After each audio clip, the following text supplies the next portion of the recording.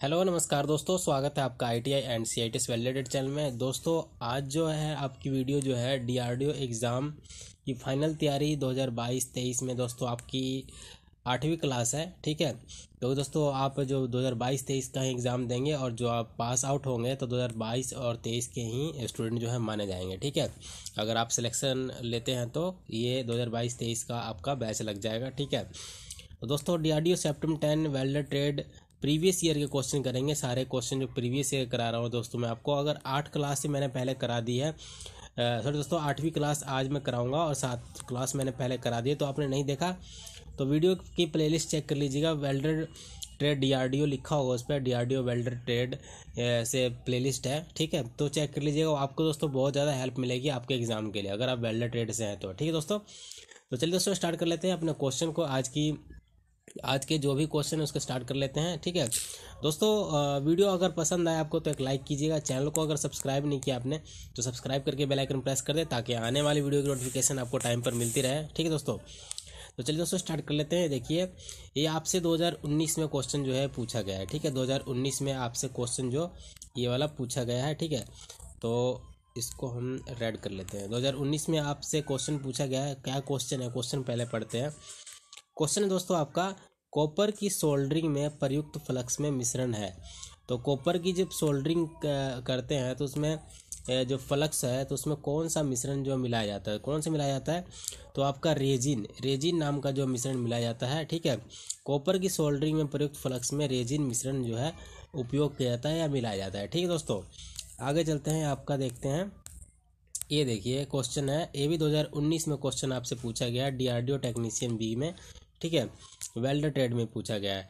ये देखिए दोस्तों क्वेश्चन है आपका, निम्न में से लैप जोड़ का लाभ क्या है। तो लैप जोड़ का लाभ क्या है, तो ये देखिए दोस्तों इसमें लिखा है, इसमें किनारों की तैयारी नहीं की जाती। लैप जोड़ जितने भी लगाते हैं उसमें किनारों की हम तैयारी नहीं करते। बाकी जितने भी जोड़ लगते हैं जैसे कि आपका टी जॉइंट हो गया, बट जॉइंट हो गया, ठीक है, तो उसमें दोस्तों किनारों की तैयारी करते हैं, लेकिन लैप जॉइंट में जो है हम किनारों की तैयारी नहीं करते हैं। ठीक है, तो ये दोस्तों ये क्वेश्चन आपका हो गया। लैप जोड़ में ऐसा कौन सा जोड़ है जिसमें किनारों की तैयारी नहीं करते हैं, तो लैप जोड़ हो जाएगा आपका। ठीक है, उल्टा भी क्वेश्चन आ सकता है आपके एग्जाम में। तो एक दो लाइनें ये पढ़ लेते हैं। लैप जॉइंट में किनारों की तैयारी नहीं की जाती, इसमें किनारों को तैयार नहीं किया जाता इसमें, जिससे समय और लागत दोनों की बचत होती है। ठीक है, समय की बचत होती है और दोस्तों जो वहाँ पे वर्कर काम कर रहे हैं उनको जो पैसे देते हैं वो भी हमारी बचते हैं। ठीक है, किनारों की तैयारी की लागत भी बचती है। आगे जो है नेक्स्ट क्वेश्चन है आपका, क्वेश्चन है आपका ब्रेजिंग। दोस्तों ब्रेजिंग क्या है, इसे पूछा गया है। ब्रेजिंग एक विधि है जिसमें नॉन फेरस फिलर धातुओं का प्रयोग किया जाता है जिसका गलनांक होता है। दोस्तों में नॉन फेरस फिलर धातुओं का प्रयोग किया जाता है जिसका गलनांक पूछे, यानी कितने डिग्री सेल्सियस पे वो पिघल जाता है। ठीक है, तो दोस्तों आपका आंसर हो जाएगा ये 427 डिग्री सेल्सियस पर ये पिघल जाता है। लिखा है 427 डिग्री सेल्सियस से अधिक परंतु बेस धातु के गलनांक से कम। ठीक है, बेस धातु जिस पे हम मेटल कर रहे हैं, वेल्डिंग कर रहे हैं, तो उससे बेस धातु के गलनांक से कम टेम्परेचर पे जो है पिघल जाता है। ठीक है, 427 डिग्री सेल्सियस से अधिक पे पिघल जाएगा। अगर क्वेश्चन आपका है कितने पिघलता है, तो 427 डिग्री सेल्सियस से अधिक परंतु बेस धातु के गलनांक से कम। अगर दोस्तों ये लाइन है तो जरूर दोस्तों इस पर टिक कीजिएगा अगर आपके एग्जाम में आए तो। ठीक है दोस्तों, 2016 में क्वेश्चन पूछा गया है, हो सकता है इस बार भी पूछ ले। ठीक है, तो तैयारी अपनी ज़बरदस्त रखिएगा आप। दोस्तों इसके बारे में और भी कुछ है, पढ़ लेते हैं। दोस्तों ब्रेजिंग एक विधि है जिसमें नॉन फेरस फिलर धातुओं का प्रयोग किया जाता है जिसका गलनांक 427 डिग्री से अधिक परंतु बेस धातु के गलनांक से कम होता है। ठीक है, तो यही लाइन जो थी हमारे आंसर में थी। ठीक है, तो ये ध्यान रखिएगा आप। ब्रेजिंग क्या है, दो समान अथवा निम्न धातुओं पर कठोर जोड़ लगाने की विधि को क्या कहते हैं, ब्रेजिंग कहते हैं। ब्रेजिंग क्रिया मुख्य रूप से दो अलॉय प्रयोग किए जाते हैं। कौन कौन से अलॉय प्रयोग किए जाते हैं, स्पेल्टर और सिल्वर स्पेल्टर। ठीक है दोस्तों, स्पेल्टर और सिल्वर स्पेल्टर्स का अलॉय जो है प्रयोग करते हैं। आगे चलिए दोस्तों, आगे आपका ये भी 2019 में क्वेश्चन पूछा गया आपका, ये दोस्तों हार्ड सोल्डर से है। ठीक है, 2019 में पूछा गया, टेक्नीशियन बी के लिए डीआरडीओ में ही पूछा गया है। तो क्वेश्चन क्या है ये देख लेते हैं हम। क्वेश्चन है आपका दोस्तों, हार्ड सोल्डर में किस धातु का एलॉय होता है। तो हार्ड सोल्डर में किस धातु का हम एलॉय प्रयोग करते हैं, तो कौन सा धातु होता है उसमें एलॉय प्रयोग करते हैं, तांबा और जस्ता का उसमें एलॉय प्रयोग करते हैं, उसका मिश्रण हम प्रयोग करते हैं हार्ड सोल्डर में। ठीक है, तो देख लेते हैं इसके बारे में क्या और भी है। हार्ड सोल्डर में तांबा व जस्ता का अलॉय प्रयोग करते हैं। ठीक है, तांबा और जस्ता का जो प्रयोग करते हैं किसमें करते हैं, हार्ड सोल्डर में करते हैं। ठीक है, यह तांबा तथा या तांबा जिंक व चांदी को मिलाकर बनाया जाता है। ठीक है, किस किस का बनता है दोस्तों, जिंक और तांबा का। ठीक है, और जिंक और चांदी का मिलकर बनाया जाता है। इसका उपयोग तांबा, पीतल व लोहा आदि धातुओं में बड़े आकार के टुकड़ों मोटे तासे पर टांगे लगाने के लिए किया जाता है। ठीक है, इसका गलनांक कितना होता है, 450 डिग्री सेल्सियस से ऊपर इसका गलनांक होता है। अगर गलनांक की बात की जाए, हार्ड सोल्डर का गलनांक कितना होता है, 450 डिग्री सेल्सियस से ऊपर होता है। ठीक है, आगे दोस्तों ये देखिए, अगला क्वेश्चन जो है हमारा, ये भी अगला क्वेश्चन दोस्तों आपका ये भी 2019 में आपसे पूछा गया है। ठीक है, तो इसको हम देख लेते हैं ये क्या क्वेश्चन है। दो प्लेटों को सटाकर जोड़ने को क्या कहते हैं दोस्तों, दो प्लेट अगर सटाकर जोड़ते हैं तो क्या कहते हैं, बटजोड़ कहते हैं। आपने दोस्तों आईटीआई की है तो आईटीआई में दोस्तों ये जरूर आपने पढ़ा होगा। 2019 में क्वेश्चन आपसे पूछा गया है। दोस्तों एक बार देख लेते हैं, यहाँ पे जो है बट जॉइंट के बारे में दे रखा है। बट जॉइंट क्या है, बट जॉइंट इस जोड़ में जोड़े जाने वाली प्लेटें किनारे आमने सामने होती है। ठीक है, तो आमने सामने बट जॉइंट इस तरह से होता है। ये एक प्लेट हो गई और ये प्लेट हो गई, दोनों दोस्तों आमने सामने ये प्लेटें होती है। ठीक है, तो ये बट जॉइंट आपका हो गया। लैप जॉइंट दोस्तों ये है, लैप जॉइंट है, इस जोड़ में जोड़ी जाने वाली प्लेटें एक दूसरे के ऊपर चढ़ाकर होती है। एक दूसरे के ऊपर कैसे दोस्तों, ये मान लीजिए एक प्लेट है आपकी और दूसरी प्लेट इसके ऊपर चढ़ी हुई है, ये दोस्तों लैप जॉइंट कहलाता है। और यहाँ पे आपकी जो मान लीजिए यहाँ पे आपकी वेल्डिंग हो गई। ठीक है, तो ये लैप जॉइंट कहलाता है। स्क्वायर जॉइंट क्या होता है, इस प्रकार की जोड़ में जोड़े जाने वाली प्लेटों के दोनों सिरों को एक दूसरे से 3 mm की दूरी पर रखकर समतल में जोड़ी जाती है। ठीक है, स्क्वायर बट जॉइंट दोस्तों बिल्कुल उसका जो आकार है बराबर होता है और 3 mm का गैप होता है वेल्डिंग करने के दौरान।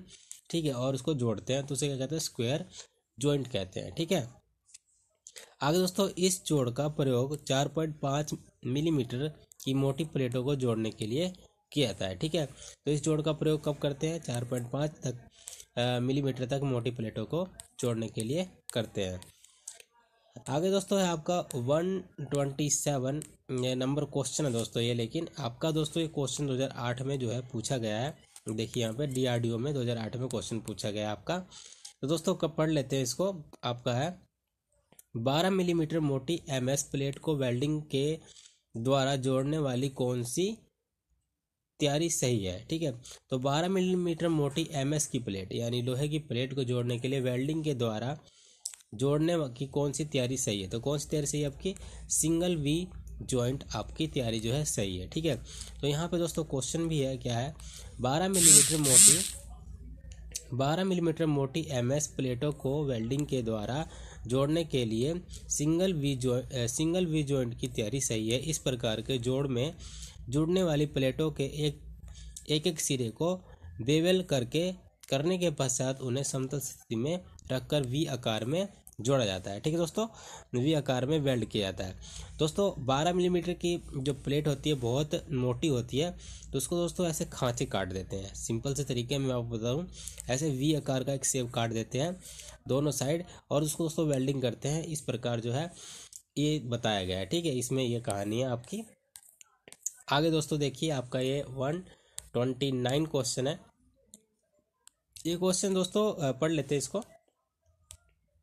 क्वेश्चन दोस्तों आपका उस वेल्डिंग विधि का नाम बताएं जिसमें धातुओं की प्लेटों को जोड़ने के लिए बेस धातु के समान फिलर का प्रयोग बिना किसी दबाव के किया जाता है। दोस्तों बेस धातु के समान फिलर का प्रयोग किया जाता है, यानी जिस तरह का मेटल है उसी तरह का मेटल से वेल्डिंग करना कौन सा कहलाता है, फ्यूजन वेल्डिंग कहलाता है। ठीक है, तो लिखा दोस्तों फ्यूजन वेल्डिंग जिसमें धातुओं की प्लेटों को जोड़ने के लिए बेस धातु के समान फिलर का प्रयोग बिना किसी दबाव के किया जाता है। ठीक है, उसमें कोई भी दबाव नहीं होता और बिना किसी दबाव के वेल्डिंग की जा सकती है। ठीक है, तो दोस्तों कार्य की प्रकृति और स्थिति के अनुसार वेल्ड जोड़ निम्न प्रकार के होते हैं। कौन कौन से जोड़ होते हैं आपके, बट जॉइंट होते हैं, लैप जॉइंट होते हैं, एज जॉइंट होते हैं, कॉर्नर जॉइंट होता है और टी जॉइंट होता है। ठीक है, तो ये दोस्तों आपके जॉइंट होते हैं, 5 जॉइंट होते हैं। ठीक है, आगे दोस्तों देखिए यहाँ पे आगे क्वेश्चन आपका भारी आगे क्वेश्चन है आपका, भारी एमएस पाइपों की वेल्डिंग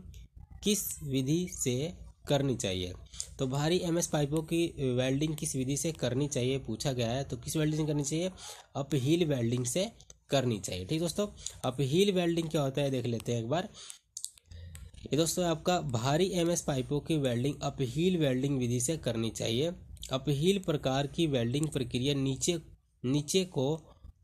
को लिखा है दोस्तों, यहाँ पे प्रक्रिया को नीचे से शुरू करके पाइप की ऊपर की ओर तक आ जाता है। ठीक है, अपहील क्या होता है दोस्तों, ये मान लीजिए पाइप है आपका और दोस्तों आपको वेल्डिंग करें तो नीचे शुरू करेंगे आप और ऊपर तक आएंगे। ठीक है दोस्तों, अपहील वेल्डिंग प्रक्रिया कहलाती है। ठीक है, भारी एमएस पाइपों को वेल्डिंग करने के लिए क्या करते हैं, नीचे से शुरू करते हैं और ऊपर जाकर खत्म करते हैं। ठीक है, आगे दोस्तों क्वेश्चन देखिए आपका 2019 में क्वेश्चन आपसे पूछा गया है और बहुत बढ़िया क्वेश्चन है, हो सकता है इस बार भी आपसे पूछ ले। आर्क वेल्डिंग की प्रक्रिया में गैस रिसाव के कारण कौन सी कमी आ जाती है। ठीक है, तो आर्क वेल्डिंग की प्रक्रिया में गैस रिसाव के कारण कौन सी कमी आ जाती है, तो दोस्तों हो जाएगी सरंध्रता। ठीक है, कौन सी हो जाएगी कमी, सरंध्रता। आर्क वेल्डिंग की प्रक्रिया में गैस रिसाव के कारण सरंध्रता की कमी आ जाती है। वेल्ड की सतह पर बीड के अंदर बड़े व्यास के छिद्रों को ब्लो होल्स तथा छोटे व्यास के छिद्रों के समूह को सरंध्रता कहते हैं। सरंध्रता निम्न कारण से आती है।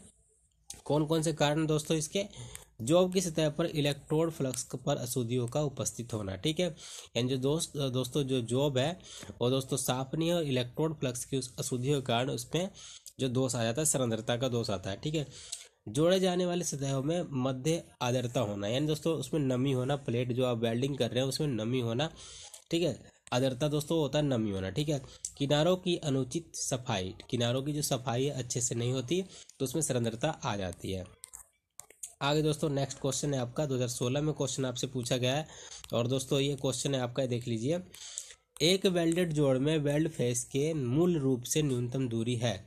तो एक वेल्डेड जोड़ में वेल्ड फेस के लिए मूल से न्यूनतम दूरी कितनी है, तो न्यूनतम दूरी हो जाएगा प्रभावी थ्रोट। ठीक है, तो एक वेल्डेड जोड़ में वेल्ड जोड़ के फेस के मूल से न्यूनतम दूरी कितनी है, प्रभावी थ्रोट। ठीक है, तो यह देख लिए एक वेल्डेड जोड़ में वेल्ड फेस के लिए मूल रूप से न्यूनतम दूरी प्रभावी थ्रोट कहलाता है। ठीक है, तो ये आप ध्यान रखिएगा प्रभावी थ्रोट क्या होता है आपका। ठीक है, आगे दोस्तों ये जो क्वेश्चन है, इस तरह के क्वेश्चन दोस्तों मैं बताता हूँ बहुत ही इजी होते हैं, क्योंकि दोस्तों देख के ही आपको पता लग जाता है क्या इसमें पूछा गया है। ठीक है, तो क्वेश्चन क्या पूछा गया है देखिए, यहाँ पे क्वेश्चन पूछा गया दोस्तों, वेल्ड जोड़ में आर्क वेल्ड डिफेक्ट को पहचानिए। अब दोस्तों यहाँ पे हमने वेल्डिंग कर रखी है और दोस्तों इसको देख के हमें बताना है कि इसमें क्या चीज़ नहीं हुई है। तो इसमें दोस्तों यहाँ देखिए, यहाँ पे अगर आप ध्यान से देखते हैं तो यहाँ तक वेल्डिंग पहुँची ही नहीं है। ठीक है, तो क्या हुआ यहाँ पे हुआ, लैक ऑफ रूट पेनिट्रेशन, यानी पेनिट्रेशन इसको पूर्ण रूप से प्राप्त नहीं हुई है। ठीक है, तो ये डी में जो लिखा है यहाँ पे, डी की पूरी कहानी यहाँ पे, जितने प्रदर्शित वेल्डेड जोड़ में arc weld defect lack of root penetration है, जब वेल्ड मेटल जोड़ की जड़ तक नहीं पहुँच पाता तो वेल्डिंग की पेनिट्रेशन की कमी कहलाती है। पेनिट्रेशन के निम्न कारण हो सकते हैं, यानी पेनिट्रेशन के कम होने के निम्न कारण हो सकते हैं, वेल्डिंग स्पीड का सही ना होना, वेल्डिंग को सही तरीके से नहीं करना, किनारों की तैयारी ठीक से ना करना, दोस्तों वेल्डिंग के आपके दोष हो सकते हैं, पेनिट्रेशन की कमी के दोष हो सकते हैं। ठीक है, तो दोस्तों ये मैंने आपको करा दिए, लगभग 10 क्वेश्चन या 12 क्वेश्चन थे। तो कैसी लगी ये वीडियो पसंद आई आपको तो एक लाइक कीजिएगा। चैनल को सब्सक्राइब नहीं किया आपने, सब्सक्राइब करके बेल आइकन प्रेस कर दे ताकि आने वाली वीडियो की नोटिफिकेशन आपको टाइम पर मिलती रहे। ठीक है दोस्तों, तो मिलते हैं अगली वीडियो में। Thanks for watching.